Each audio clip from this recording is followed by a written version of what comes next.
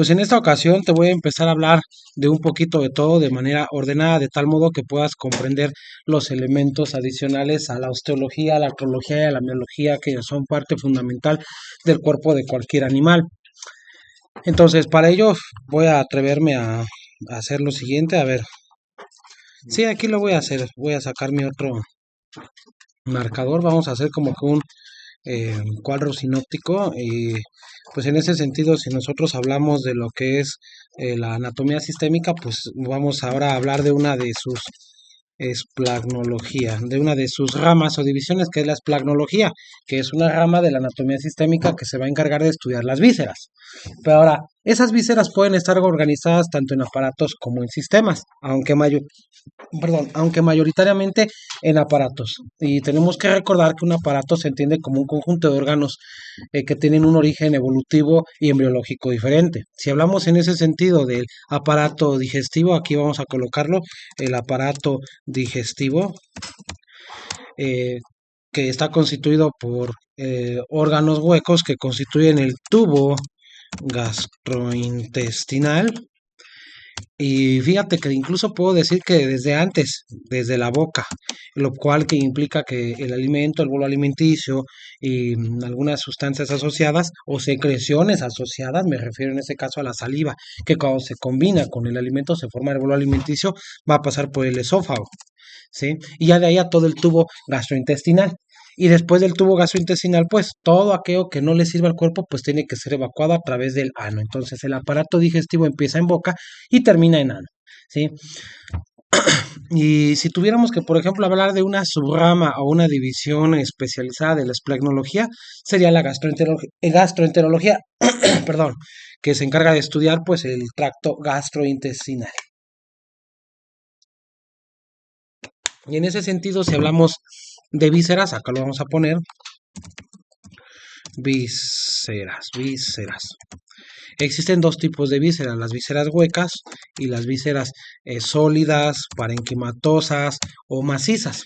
Y desde luego una víscera hueca es aquella que tiene luz.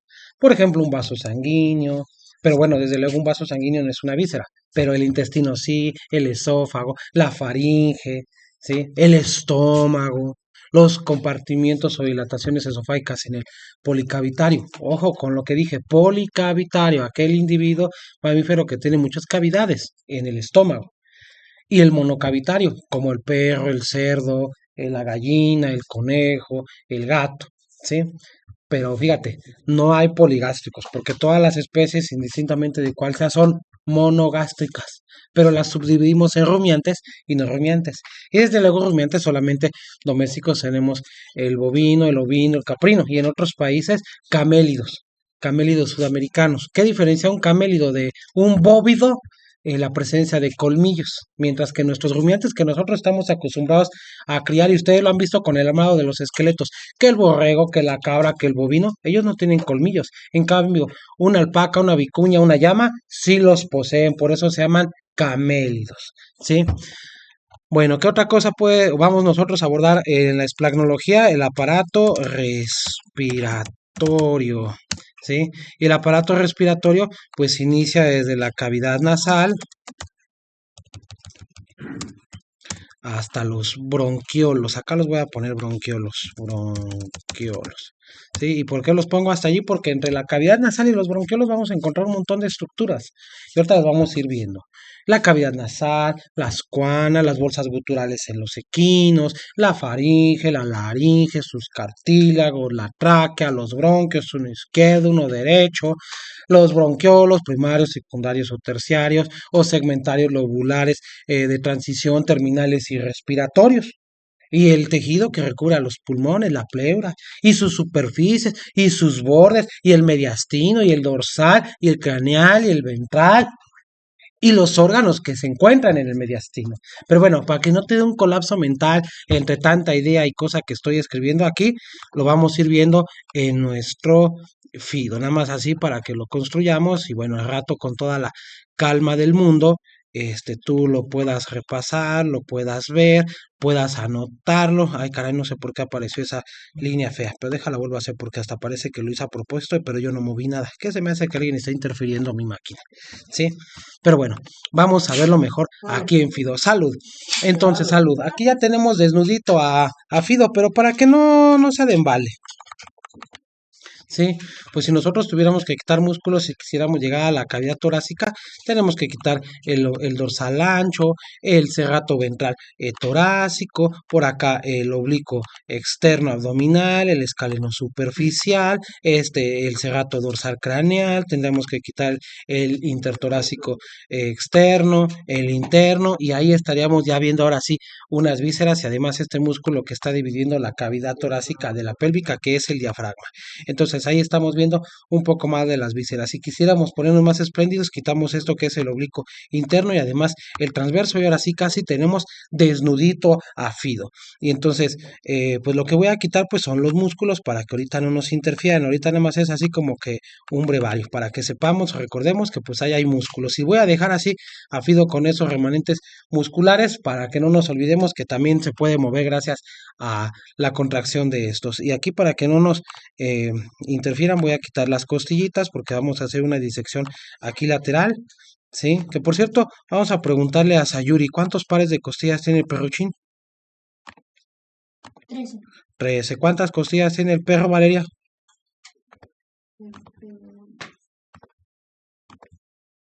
26. 26 exactamente.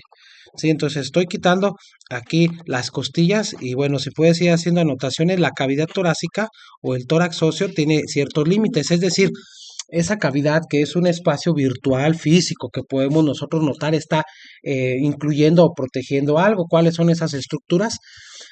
Los pulmones y cada pulmón recubierto por una pleura. ¿Qué es la pleura? Pues es, vamos a decirlo así, es una lámina delgada, fina, que está protegiendo a cada uno de sus pulmones. Entonces hay una pleura derecha, hay una pleura izquierda, porque hay solamente dos pulmones. Lo que soporta a cada pulmón es un bronquio. Hay un bronquio izquierdo y hay un bronco derecho. Y que obviamente dependiendo de la especie, pues vamos a hablar de la morfología, las características y diferencias de cada pulmón. Por ejemplo, en el perruchín, el pulmón izquierdo, así como en cualquier otra especie, tiene solamente dos lóbulos. El lóbulo craneal, que es este que voy a señalar, pero ahora voy a cambiar de color. ¿Sí? Tenemos el lóbulo craneal y el lóbulo caudal. Y precisamente solamente tiene dos lóbulos porque hay un órgano que está recostado del lado izquierdo, que desde luego esto sigue el principio del zigomorfismo. Gaspar, ¿te acuerdas qué es el zigomorfismo? Kotok. Que de los dos lados se encuentran. Bueno, no se encuentra lo mismo. Podemos partir al animal en dos mitades, las cuales van a ser asimétricas, es decir, no van a ser iguales, porque el corazón está más inclinado hacia la izquierda, entonces no voy a encontrar la misma parte del corazón en derecho. Y se los acabo de poner con un ejemplo en el caso de los pulmones. No voy a encontrar el mismo número ni el mismo tamaño de pulmón en izquierdo que en derecho, porque el izquierdo es más pequeño, solamente tiene dos lóbulos. Pero en cambio, ¿qué pasa con el lóbulo derecho? Tiene cuatro lóbulos, el lóbulo craneal, intermedio, caudal y eventualmente un cuarto que se llama lóbulo accesorio. En el caso de los rumiantes suinos tienen 5 lóbulos, pero lo que pasa es que el traqueal o accesorio está subdividido en dos, craneal craneal o craneal apical, apical caudal, el intermedio, el caudal y el accesorio, pero los vamos a ir viendo poco a poquito. ¿Sí? Por eso les recordaba o les pregunté que cuándo volvemos a tener laboratorio, porque esa clase la vamos a abordar de manera práctica para que ahí ustedes tengan su práctica, se sometan un poco más a presión y me tengan que entregar otro reporte como evidencia de que aprendieron lo que de manera palpable y tangible van a conocer. Porque desde luego se van a enfrentar a un examen práctico y tengo que asegurar que se lleven las bases. Ustedes van a tener todo el tiempo del mundo para leer esos resúmenes que ya saben dónde están y estudien. Además de poder ver estos videos que están siendo grabados. Entonces, vámonos con el aparato respiratorio. Así a grosso modo. De todos modos, ya hay unos videos complementarios que pueden ir ustedes abordando. Y todo esto del aparato respiratorio inicia desde lo más rostral con los cartílagos nasales. Sí, que hay un cartílago nasal dorsal, uno ventral, uno lateral, que en el perro forma lo que se llama cartílago alar.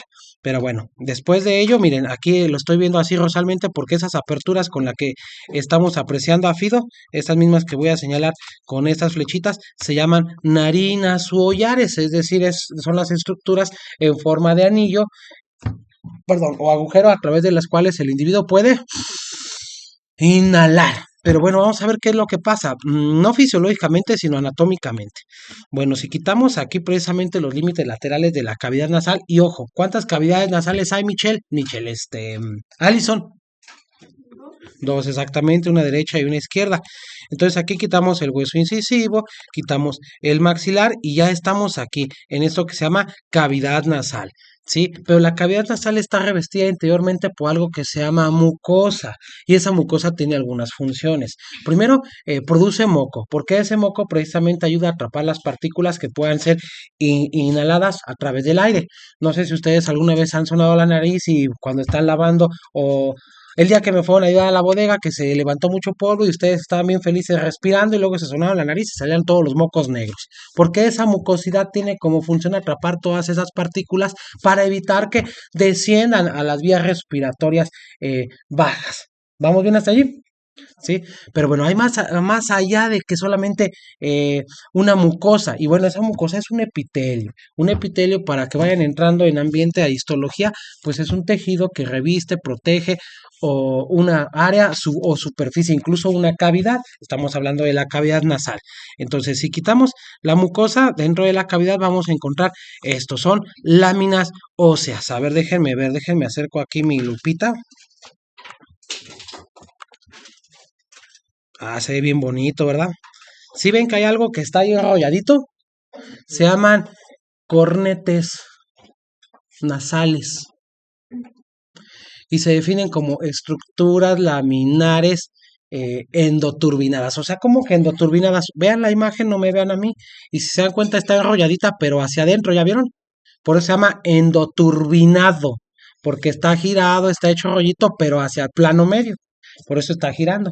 Y resulta ser que hay ciertos meatos. Perdón, cornetes.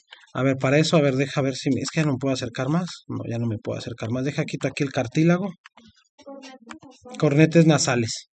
¿Sí? Endoturbinados. Y entonces, a ver, déjenles pongo una flechita para que ahorita me acerque con la lupa. A ver, y este. Ahí está. Así los podemos ver muy bien. La flechita de arriba está señalando el cornete nasal dorsal. Y obviamente, pues la flechita de abajo, el cornete nasal ventral. ¿Sí? Y ahora vamos a hablar de los meatos. Los meatos los vamos a definir como los espacios que existen entre los cornetes. Y ahora déjate los señalo con otra flechita y ahorita nos acercamos.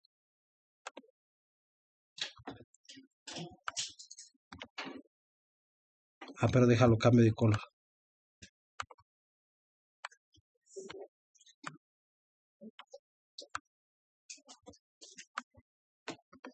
Ahí está. Ahora sigamos las flechitas verdes, así como lo estás viendo en pantalla. La flecha verde de arriba está señalando el meato nasal dorsal. La flecha de tu derecha intermedia está señalando el meato nasal intermedio y la de abajo, la flecha de abajito verde, está señalando el meato nasal ventral. Pero a la izquierda si te das cuenta que parece que hay una apertura que está comunicando el espacio que hay entre las tres flechas que te expliqué anteriormente. ¿Sí la notas? Esa se llama meato nasal común. Entonces hay 4 meatos. ¿Cuál es la función de este meato? Acondicionar. O sea, como que acondicionar, preparar el aire antes de que ingrese a las vías inferiores, o más bien a las vías caudales. Sí, porque inferior no se utiliza aquí en estas estructuras. Entonces, ¿qué quiere decir eso de acondicionar? Bueno, esas láminas endoturbinadas están recubiertas por esa superficie mucosa que ya te platiqué. Entonces, esa mucosa va a filtrar, va a humedecer y además va a contribuir a calentar el aire. Precisamente es la forma que tienen esa, como una turbina. El aire cuando ingresa va a tener contacto y hacer fricción con esas estructuras y se va a calentar. Ese proceso de calentar, humedecer y filtrar se llama acondicionamiento. Es decir, el aire tiene que ser preparado para permitir que pase a la siguiente parte del aparato respiratorio. Porque el aire no puede entrar así como viene, frío, sucio, denso o contaminado con otros gases o sustancias que puedan comportarse como un antígeno y producir lesión, enfermedad o incluso la muerte en el individuo. ¿Vamos bien hasta allí? Bien. Bueno, ya que hablamos un poquito de la cavidad nasal, aquí no los tengo, pero bueno, ¿qué pasó? Ajá, a ver, alguien dígale a Alexis.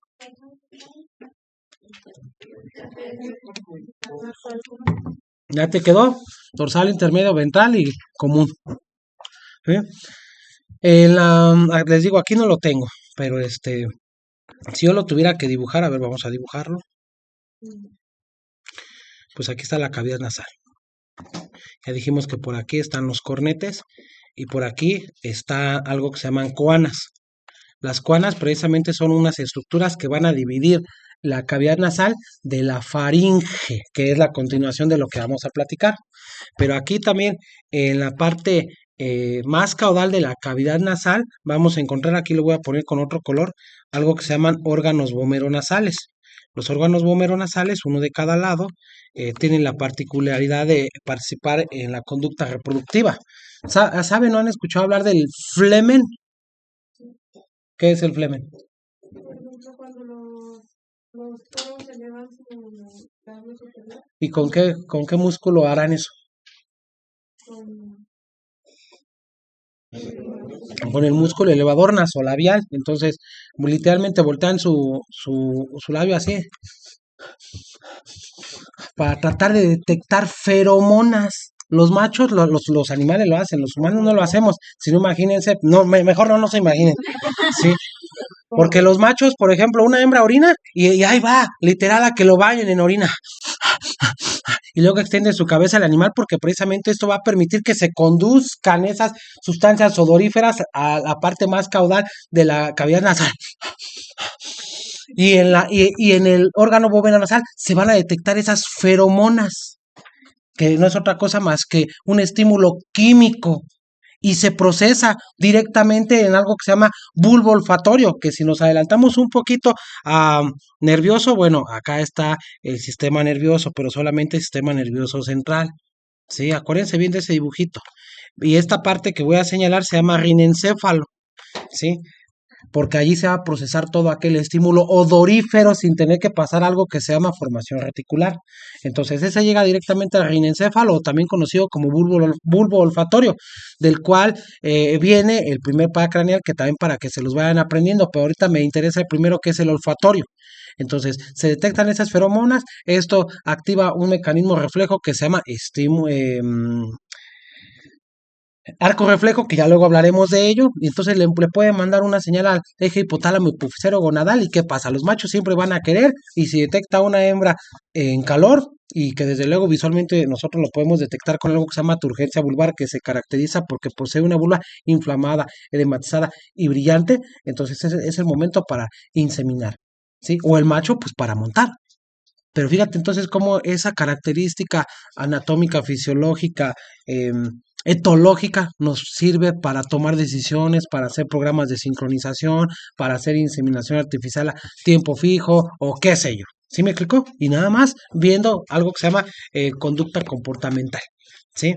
Bien. Y entonces ya llegamos allí. Voy a quitar aquí estos huesos porque vamos a hacer unas bonitas disecciones. Dejen quito la oreja porque no nos interesa, se la mandamos al taquero, ¿sí? Y entonces, esa es la cavidad oral, pero no me interesa. Dejen quito estas glándulas, me adelanto tantito, son glándulas que participan en el aparato digestivo. Ya quité la parótida, la mandibular y llegamos aquí, a esto. Dejen quito estos musculitos, los voy a quitar ya del todo ahora sí. Y entonces, aquí está la cavidad nasal, pero ahí dice nasofaringe. La faringe la podemos definir como un órgano membranoso que está caudoventralmente a la cavidad nasal. Y que hace rato te dije, la faringe se encuentra entre la cavidad, perdón, las coanas se encuentran entre la cavidad nasal y la faringe. Y fíjate bien, ahí lo vamos a ver en la imagen. Esa parte que comunica con la cavidad nasal se llama nasofaringe. Es la parte de la faringe que comunica con la cavidad nasal. La segunda, caudoventral, es esa, la parte oral de la faringe, que se llama orofaringe. Y la más caudoventral de todas es la laringofaringe. Y si te das cuenta, son tres estructuras así en ese orden: naso, oro y laringofaringe. Son las tres comunicaciones que derivan de la faringe. Y dijimos que la faringe es un órgano tubular membranoso. ¿Sí? Y desde luego va a tener una superficie interna que se llama epitelio. Es una superficie mucosa. Y entonces fíjate que llegamos aquí a la laringe, y pues resulta ser que la laringe tiene cartílagos, pero ahorita vamos a esa historia. Ahí tenemos unos huesos que se llaman huesos del aparato ioideo. ¿Quién se sabe los huesos del aparato ioideo de dorsal a ventral?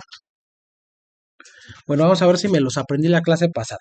Anótale: timpanoioides, estiloioides, epioides, ceratoioides y tiroioides.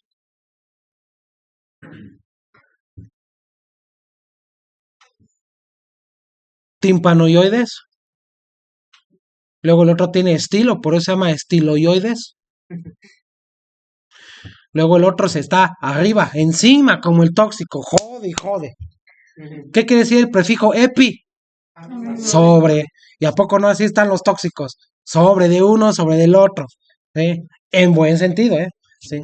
Entonces, timpanoioides, estiloioides, epioides. Luego el otro es como la cera, porque se derrite por mí cuando se ve.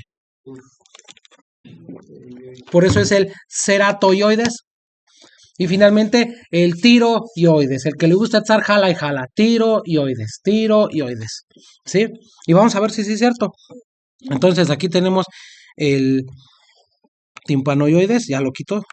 Luego tenemos el estiloioides. Luego tenemos el epioides. Luego el ceratoioides. Y finalmente el tiroioides. Y ahí está. Y salud, salud, salud, salud. ¿Y para qué sirven salud los huesos del aparato ioideo? Para ayudar a sostener los cartílagos de la laringe. Y ahora sí vamos a los cartílagos de la laringe. Y la laringe no es otra cosa más que una estructura cartilaginosa. A ver, todo el mundo estira el cuello, menos Allison, porque veo que viene malita. Estiren el cuello, pónganse el dedo aquí en la garganta, pasen saliva. ¿Si sienten que se mueve algo? ¿Qué creen que sea? Parte de la laringe, específicamente algo que se llama cartílago cricoides. Y vamos a verlos, mira. Aquí tenemos este cartílago. A ver, deja quito esa orejita porque nos está haciendo sombra. Quitamos nosotros aquí esa orejita y aquí tenemos ese primer cartílago que se llama tiroides. Cartílago tiroides. ¿Sí? Lo quitamos. Luego tenemos este que está... ay, caray, no lo marca. ¿Por qué no lo marcas? Ah, Chihuahua, espérame tantito. ¿Por qué no me lo marca? Ese sí. No, no me digas que es por la sombra, a ver. Bueno, no sé por qué no lo marca, pero a ver, te lo voy a señalar aquí.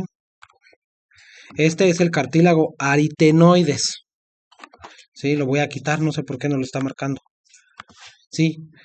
Y luego tenemos este en forma de anillo, que es el más caudal, es el cricoides. ¿Sí? Entonces, ¿cuáles son los cartílagos de la laringe? Tenemos el tiroides, luego los aritenoides que están en dorsal y en forma de anillo más caudal, el cricoides. ¿Sí? Porque el tiroides forma el suelo de la laringe. Ah, pero nos falta uno, mira, y voy a volver a quitar los huesos del aparato de video, pero nada más esos, porque me estorban. Pero tenemos este chiquitín. Ese chiquitín que fíjate se llama epiglotis o cartílago epiglótico. ¿Y para qué sirve? Ah, bueno, pues mira, si te das cuenta aquí hay dos estructuras que parecen tubitos, mira, las voy a señalar. Esta es la parte dorsal y esta es la parte ventral de la laringe. Entonces, ¿qué pasa cuando el animal come y tiene que pasar el bolo alimenticio hacia el estómago? Ah, pues este cartílago epiclótico se cierra hacia ventral para evitar el paso de dicha sustancia o de dicha materia hacia la tráquea y que permita el paso por dorsal hacia el esófago. pero por el contrario, ahora lo voy a poner con otro color. Cuando el animal respira, tiene que permitir el paso del aire a los pulmones, que claro, también lo puede hacer y permitir el paso del aire a través del esófago. Para eso se llama aerofagia y está relacionada con eh, algo que se llama netopatías, con estrés, por falta de bienestar y otras cosas, ¿no? Pero es otra historia. Pero realmente, pues, donde necesita ir el aire para que se lleve a cabo el proceso de hematosis, la hematosis es el intercambio gaseoso, es decir, que salga el CO2 y que ingrese el oxígeno. Ahorita rápidamente vamos a ver esas estructuras, tiene que hacerse por el tubo ventral, ¿sí? A esto que les acabo de explicar se llama enrutamiento, es decir, hacia dónde tiene que ir. No podemos mandar alimento a la tráquea. ¿Alguna vez ustedes han sentido que se les va la saliva por la tráquea? Cuando tosen, ¿sí? Porque se activa el reflejo oxígeno. No puede ir otra cosa que no sea un gas o aire a los pulmones, porque precisamente el cuerpo lo va a detectar como un cuerpo extraño y que puede obstruir esa vía en el enrutamiento. Y entonces se activa el reflejo oxígeno. Pero eso es otra historia. Y entonces, ¿qué pasa? Ahora entonces se cierra esa epiglotis en contra de la porción dorsal que conduce hacia el esófago y se abre en favor de la tráquea en ventral. ¿Sí quedó claro? ¿Sí? Bueno, nada más no, ¿eh? Y entonces, ahora llegamos a un órgano que se llama tráquea, que fíjense, aquí podemos ver la tráquea, se encuentra en la región vertebral cervical, es decir, donde se encuentran las vértebras cervicales. ¿Y cómo se llaman estas vértebras que están acá, caudales a la escápula? Vamos a preguntarle a Lluvia. Exactamente. Entonces, ¿se acuerdan que estudia la anatomía topográfica, Diana? La ubicación ¿De quién? de los órganos. No. A ver, Vanessa, ¿te acuerdas que estudia la anatomía topográfica? Rojas. Allá, Brenda. Luis. No. Acá, Sayuri. Exactamente, estudia el cuerpo por regiones. Entonces, si nosotros quisiéramos estudiar solamente el cuello, aquí mira, tengo que estudiar todo lo que hay en el cuello, desde la piel hasta los vasos sanguíneos y nerviosos. Entonces, en ese sentido, fíjate, topográficamente, ¿cuántas porciones tiene la tráquea? A ver, ayúdame, Laura. Sí, tú, Laura. Es que sentí que volteó al otro lado. ¿O hay otra Laura? A ver, ayúdenle, par de Alexis. No. A ver, jefazo. A ver acá, Nayeli, Mayagua, Gladys, Carla. Cervical y torácico, ¿le lo dijiste tú, Valeria? Muy bien, exactamente. Tan solo nada más vean, por eso se lo estoy poniendo en dibujito. A ver, no sé por qué se puso ese recuadro. Entonces lo vamos a poner aquí con otro color. Fíjate, la región oh, qué caray, eso no. La región cervical de la tráquea. Y aquí tenemos la región torácica de la tráquea. Nada más vean por dónde está pasando. Por eso les empecé a hablar de regiones, para que ustedes también empiecen a deducir que asociado a que ya estudiaron, ajá, ¿sí? Lo puedan detectar más rápido. Perdón, es que es como un tic que tengo, ¿sí? Entonces, pero la tráquea tiene ciertas particularidades. Es un tubo, sí. Entonces la estudiamos desde el punto de vista la tubulación. ¿Qué es la tubulación, Lisandro? Son, es la forma de los órganos que producen. Exactamente, la tubulación es el principio de la anatomía veterinaria que nos dice que el cuerpo, las estructuras del cuerpo de un individuo tienen forma de tubo y por lo tanto tienen luz. Pero también hablamos de estratificación. ¿Y eso qué quiere decir, Nayeli?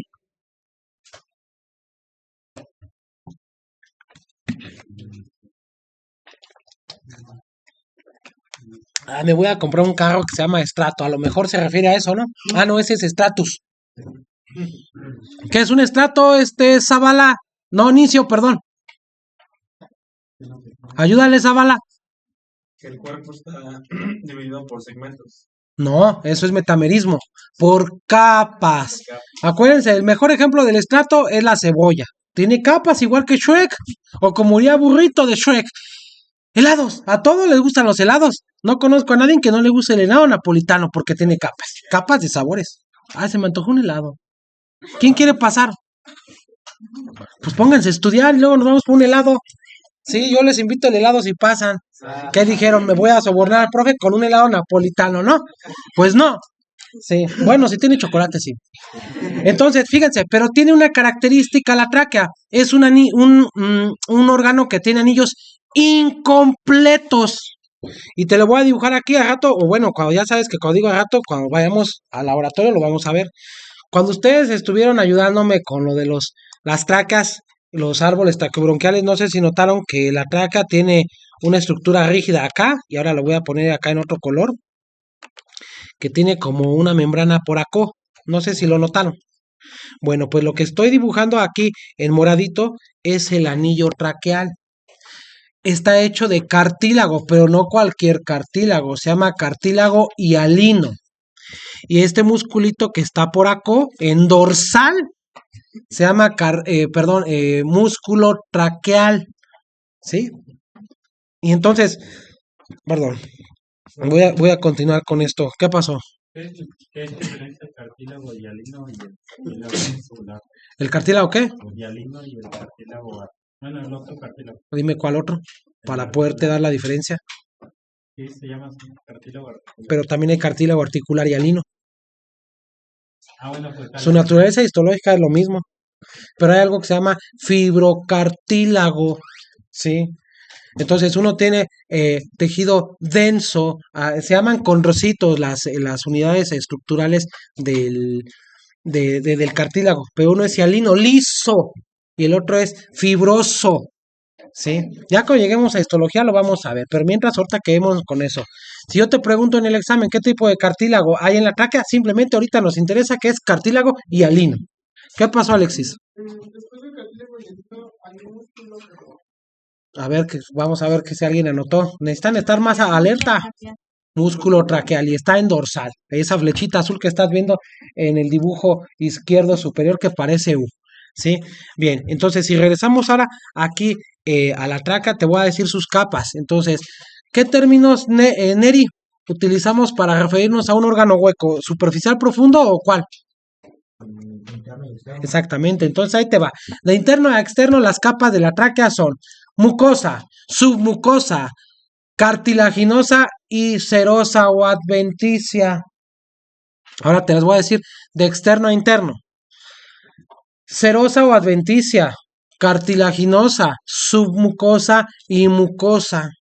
Pero la mucosa tiene una característica muy particular, tiene un epitelio ciliado simple. O sea, ¿qué quiere decir? Que tiene como pelitos o vellosidades. Te lo voy a dibujar para que no te quedes así con tu carita de what. Esta es la mucosa de la tráquea, así esas son las vellosidades, que son como pelitos. ¿Sí? Precisamente esas vellosidades van a ayudar para que las partículas que hayan atravesado por alguna razón la cavidad nasal y que lleguen a la tráquea sean atrapadas por ellas y que además sean envueltas por la mucosa que produce también la capa mucosa. Y esas vellosidades, dependiendo qué tan cerca o alejados se encuentren de la laringe, o las desplazan hacia la laringe o las desplazan hacia los pulmones para que se pueda llevar a cabo un proceso inmunológico que ya luego les platicarán en inmunología. O en su defecto que se active el reflejo tusígeno cuando uno tose y saca la flema o sacas el moco, pues es ese moco que se está produciendo gracias a ese epitelio y que atrapó partículas que no deben de llegar a los pulmones. Y si por alguna extraña razón esas partículas llegaran a los pulmones, llegan a la luz alveolar, donde va a haber unas células que se llaman células de polvo, o también conocidas como macrófagos alveolares, que se van a fagocitar o a comer esos antígenos para ser eliminados y no se produzca una enfermedad. ¿Vamos bien hasta allí? ¿Sí? No me han contestado. ¿Vamos bien hasta allí o no? sí. ¿Qué pasó, Alejandro? Profe, por ejemplo, cuando llega a haber enfermedades es porque Enfermedades hay por muchas causas, ¿eh? llegan a pasar. ¿A qué se debe? Pues ahí te va, fíjate, está interesante su pregunta y por eso tenemos que entender anatomía. Y te voy a poner un ejemplo de anatomía aplicada para que entendamos por qué es tan importante que nos tenemos que aprender las bases. Ya no te digo que todo, las bases. Me rifo un super dibujo. Ahí está, el árbol traqueobronquial. El tracto respiratorio alto y bajo. hay unas bacterias, todos, incluso nosotros tenemos viviendo dentro de nuestros pulmones, en el tracto respiratorio craneal, una bacteria que se llama Pasteurella multósida. Y ahí viven, son amigos, son compas, ¿sí? Se saludan, se abrazan y comen carne asada los fines de semana juntos.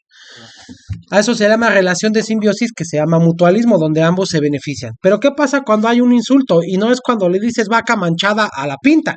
No, un insulto es el momento en el que el factor predisponente tiene contacto con el hospedero. Ejemplo, si está lloviendo y pones a la clarabella en la noche a que se moje, ese es el insulto. El factor predisponente es la lluvia, la baja temperatura, mucha humedad, mucha chancaca, una elevada concentración atmosférica de más de 10 partes por millón de amonio, lo que tú quieras. Esos son factores predisponentes. Y eso va a provocar que esos que eran amigos ahora se vuelvan tóxicos. Se rompe algo que se llama equilibrio microbiológico, ¿sí? Y entonces se hace un patógeno oportunista. Fíjate, no tuvo que entrar del exterior, Alejandro, está adentro. Pero hay algo que se llama ventana de oportunidad. Vamos a representarlo con esto, la ventana de oportunidad, del momento del cual ese bicho va a decir, de aquí soy. ¿Sí? Y entonces se empieza a reproducir, empieza a producir toxinas, y es una bacteria que las produce. Por ejemplo, Pasteurella multósida puede ser D, A o T, dependiendo si fermenta la arbinosa, dextrosa, tralosa, y puede haber serotipos y demás.